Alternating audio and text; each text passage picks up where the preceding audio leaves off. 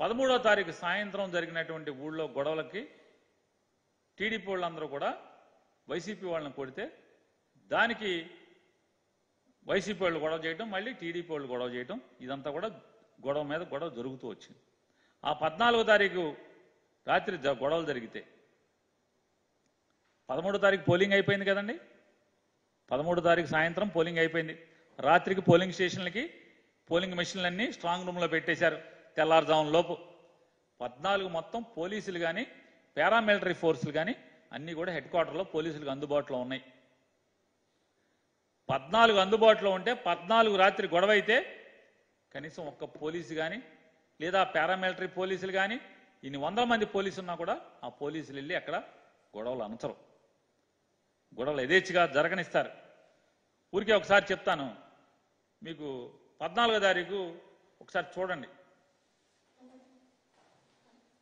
ఏం జరిగినాయో. తెలుగుదేశం వాళ్ళు ఏ రకంగా అదొక బైక్ సర్వీస్ స్టేషన్, వైసీపీ సానుభూతి పరుడిది.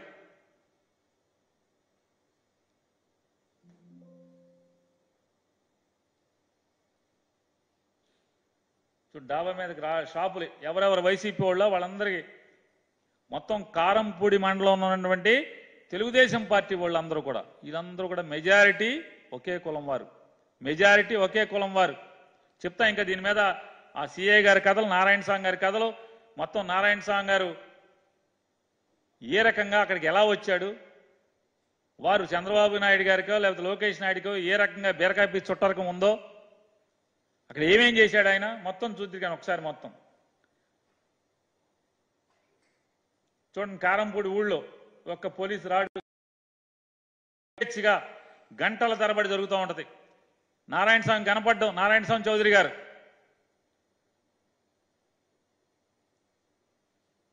ఆడియో లేదా? ఆడియో కూడా పెట్టండి. దాన్ని కాదండి, ఆడియో ఉంది, వేరే దాంట్లో కూడా ఉంది. పంపించండి, మా ఉంచండి, మా బస్సును చూడండి. షాపులోకి వెళ్తున్నారు, షాపు తాళాలు వేసి ఉన్న దాన్ని బదులు కొడుతున్నారు.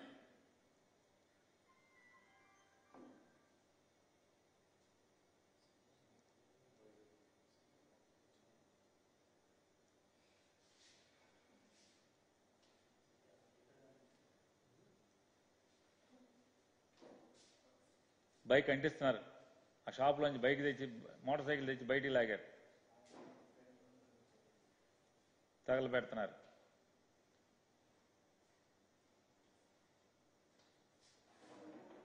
నెక్స్ట్ మళ్ళీ ఇంకో విధ్వంసానికి నెక్స్ట్ ఇంకో దానికి వెళ్తున్నారు. చూడండి, ఆ మూలం కూడా తగల పెడుతున్నారు కార్నర్లో.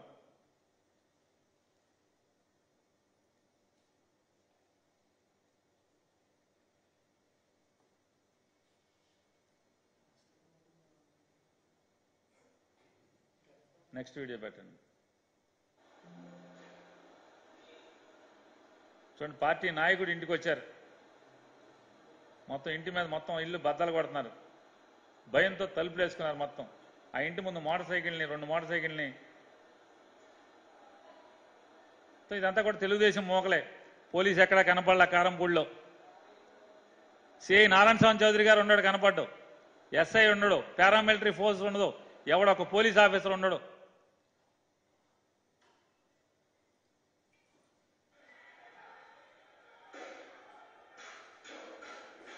వైఎస్ఆర్ కాంగ్రెస్ పార్టీ సానుభూతి పడి షాప్ అది షాప్ తాళాలు బదులు కొట్టి సామాన్ని బయట లాగారు.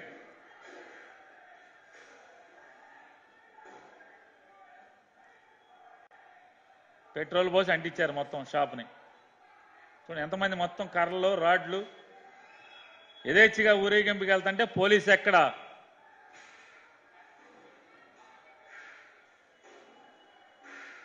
ఎలక్షన్ అయిన మర్నాడు ఇది జరిగేదంతా కూడా. మాచర్లకు ఎంత దూరం ఉంటుందండి కారంపూడి?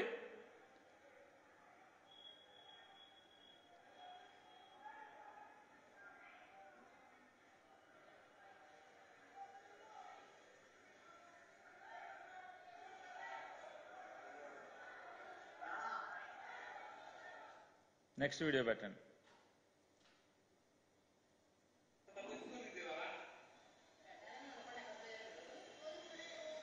చూడండి, వినండి ఒకసారి, మళ్ళీ పెట్టండి ఒకసారి.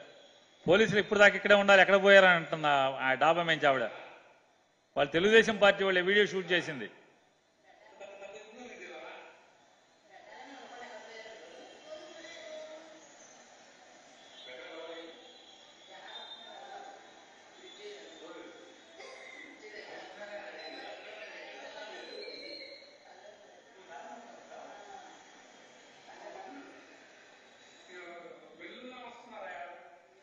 వెల్లువలా వస్తున్నారంట.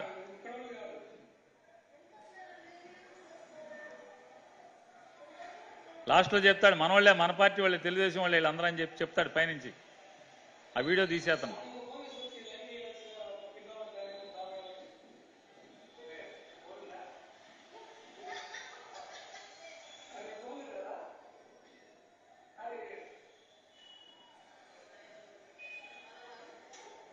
మనోళ్ళలాగా ఉందే అంటుంది ఆవిడ.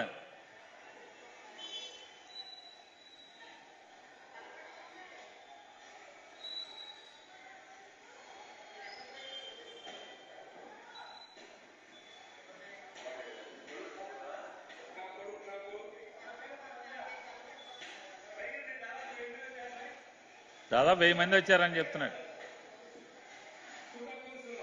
ఇప్పుడు దాకా పోలీసులు ఉన్నారుగా.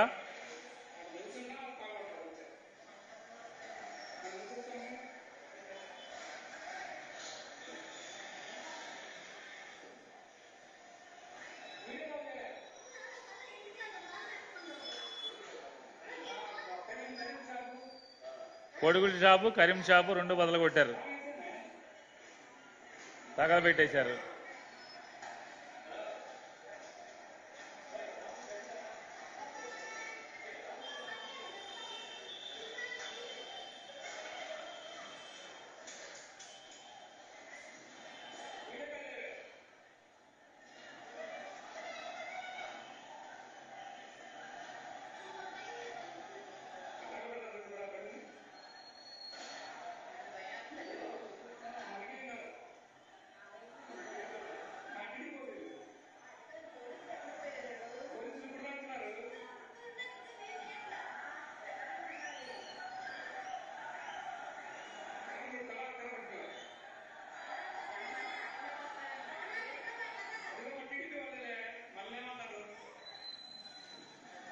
మన టీడీపీ వాళ్ళే మన్నేమంటారు.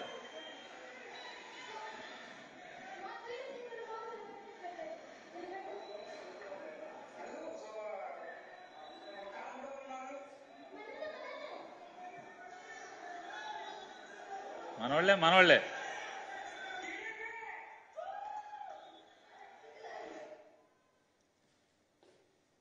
చూశారు కదా, ఇంత కళ్ళ కట్టినట్టు ఇంత విధ్వంసం, ఇంత ధ్వంసరచన, ఇంత ఒక ఆటవిక రాజ్యం కారంపూడిలో జరిగితే ఆ డాబా నుంచి షూట్ చేసిన వాళ్ళు తెలుగుదేశం పార్టీ వాళ్ళు. వాళ్ళు అంటున్నారు, అరే పోలీసులు ఇప్పుడు దాకా ఉండాలి కదా, ఏమైపోయారు పోలీసులు, ఇక్కడే ఉండాలి అని. మన వాళ్ళే అంటున్నారు, మన పార్టీ వాళ్ళే అంటున్నారు, కారంపూడి వాళ్ళు ఉన్నారు దాంట్లో అంటున్నారు. పోలీసుకి ఏం పట్టవు. ఆ రోజు అంటే సీన్ ఆఫ్ అఫెన్స్లో మాచర్లకు ఆనుకున్నటువంటి కారంపూడిలో ఈ రకమైనటువంటి విధ్వంసం జరుగుతుంటే SI Ramanjaneyulu, CI Narayana Swamy scene of అఫెన్స్లోకి వచ్చి కూడా మాబుని స్కాటర్ చేయలేదు. దానికి ముందు వైసీపీ వాళ్ళతో గొడవ జరిగింది. దీనికి ముందు ఆ గొడవలో సిఐ నారాయణ స్వామి స్కాటర్ చేయటానికి, చెల్లా చెదురు చేయటానికి వెళ్తే అతని తలకి గాయమైంది. మొత్తం వైసీపీ వాళ్ళందరూ కూడా తరిమేశారు. సిఐ నారాయణ స్వామి కానీ, పోలీసులు కానీ, అందరు కానీ, నారాయణ స్వామి చౌదరి గారు కానీ, వీళ్ళందరూ కూడా. దీంట్లో ఎక్కడా కూడా మరి సిఐకి తలకు దెబ్బ తగిలింది, సీన్లో ఉన్నాడు, ఆ ఊళ్ళోనే ఉన్నాడు, ఆ గొడవలు జరిగేంత రోజు ఆ రోజు ఉన్నాడు. కానీ ఆ గొడవల్లో ఎక్కడా కూడా ఎమ్మెల్యే పిన్నెల్లి రామకృష్ణారెడ్డి పేరు ఎక్కడా కూడా ఏ ఎఫ్ఐఆర్లో కూడా లేదు. 2 ఎఫ్ఐఆర్లు అయినాయి. వైఎస్ఆర్ కాంగ్రెస్ పార్టీ సానుభూతి పరుల మీద 59/24 క్రైమ్ నెంబర్ 59/24. టీడీపీ వాళ్ళ మీద ఏది ఇప్పుడు ధ్వంసం చేశారు చూశారు, ఇప్పుడు మీరు వేడు చూశారు, దీని మీద 60/24. 59/24 వైసీపీ వాళ్ళ మీద, 60/24 టీడీపీ వాళ్ళ మీద. 59/24లో కారంపూడి ఎస్ఐ హైకోర్టులో బెయిల్ వచ్చిన తర్వాత ఆ రోజు సాయంత్రం కోర్టుకి 2 ముద్దాయిల్ని సబ్మిట్ చేస్తూ ఎమ్మెల్యే గారు కూడా ఆ గొడవలో ఉన్నాడు, ఎమ్మెల్యే చెప్తేనే మేము వెళ్ళి గొడవ చేశాము అని ఒకరితో 161 స్టేట్మెంట్ సంతకం పెట్టించినట్టుగా ఎమ్మెల్యే పేరు ఎప్పుడు వేస్తాడు? హైకోర్టులో ఎలక్షన్ కమిషన్ ఆఫ్ ఇండియా ఉత్తర్వుని పిన్నెల్లి రామకృష్ణారెడ్డి గారి యొక్క న్యాయవాది తప్పుపడుతూ, ఏమండి సుప్రీంకోర్టు తీర్పులను కూడా కాదని ఎలక్షన్ కమిషన్ ఆఫ్ ఇండియా నిష్పక్షపాతంగా ఉండాల్సినటువంటి ఎలక్షన్ కమిషన్ మంచే చేను వేసిన స్థితిలో ఈ రకంగా ఉత్తర్వు ఎలక్షన్ సీఈఓ ఇచ్చాడా? సీఈఓ పంపలా? లేదా పోలీస్ డీజీపీ ఇచ్చాడా? లేదు. ఎస్పీ ఇచ్చాడా? లేదు. జిల్లా ఎన్నికల అధికారి ఇచ్చాడా? లేదు. కనీసం ఆర్ఓ ఇచ్చాడా? ఇవ్వలేదు. ప్రిసైడింగ్ ఆఫీసర్ ఇచ్చాడా? ఎవడు ఇవ్వలేదు. కానీ ఆ వీడియో ఒక తెలుగుదేశం నాయకుడు ట్విట్టర్లోకి ఎలా వచ్చింది? ఎంత హాస్యాస్పదం అంటే, ఎంత బాధ్యతారాహిత్యం అంటే, ఎలక్షన్ సీఈఓ అంటాడు నా దగ్గర నుంచి వెళ్ళలేదు, నా ఆఫీస్ నుంచి వెళ్ళలేదు, మా వ్యవస్థ నుంచి వెళ్ళలేదు, ఎక్కడి నుంచి వెళ్ళిందో కనుక్కుంటాం. ఉన్నతాధికారివి, చదువుకున్నావు, రాజ్యాంగబద్ధమైనటువంటి ఒక సీట్లో కూర్చుని ఉన్నావు,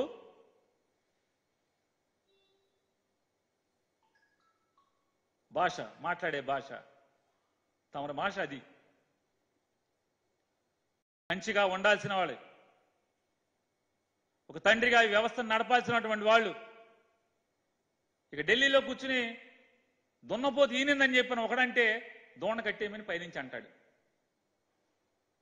ఇది ఎన్నికల వ్యవస్థ. నిష్పక్షపాతంగా అంబేద్కర్ గారు రాజ్యాంగం పొందుపరిచినటువంటి రాజ్యాంగం మేరకు ఏర్పడినటువంటి వ్యక్తులు ఈ రకమైనటువంటి దున్నపోతుని ఈనిందని ఒకడంటే తెలుగుదేశం వాడు దోణ కట్టేమని ఎలక్షన్ ఆఫీసర్ అంటాడు, ఎలక్షన్ కమిషన్ ఆఫ్ ఇండియా. దున్నపోతేంటి, ఏంతమేంటి అనేది కూడా ఎక్కడ ఆలోచన లేదు. ఈ రకమైనటువంటి పక్షపాత ధోరణితో వ్యవస్థలన్నీ ఈ రకంగా నడుస్తూ ఉంటాయి.